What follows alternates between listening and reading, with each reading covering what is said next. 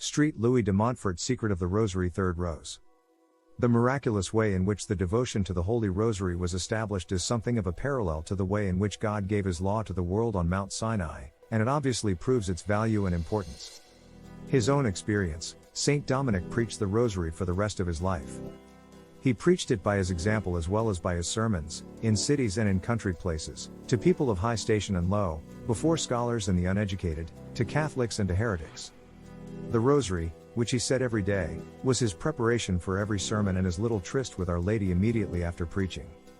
One day he had to preach at Notre Dame in Paris, and it happened to be the feast of Saint John the Evangelist.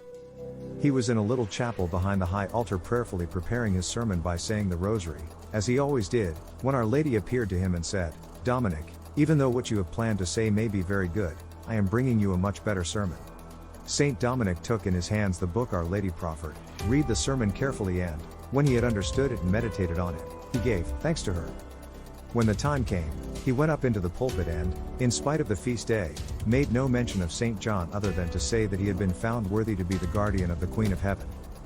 The congregation was made up of theologians and other eminent people, who were used to hearing unusual and polished discourses, but Saint Dominic told them that it was not his desire to give them a learned discourse, wise in the eyes of the world, but that he would speak in the simplicity of the Holy Spirit and with his forcefulness. So he began preaching the Rosary and explained the Hail Mary word by word as he would to a group of children, and used the very simple illustrations which were in the book given him by Our Lady.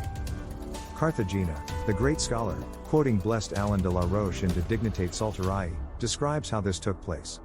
Blessed Alan writes that one day Father Dominic said to him in a vision, "My son, it is good to preach, but there is always a danger of looking for praise rather than the salvation of souls. Listen carefully to what happened to me in Paris, so that you may be on your guard against this kind of mistake."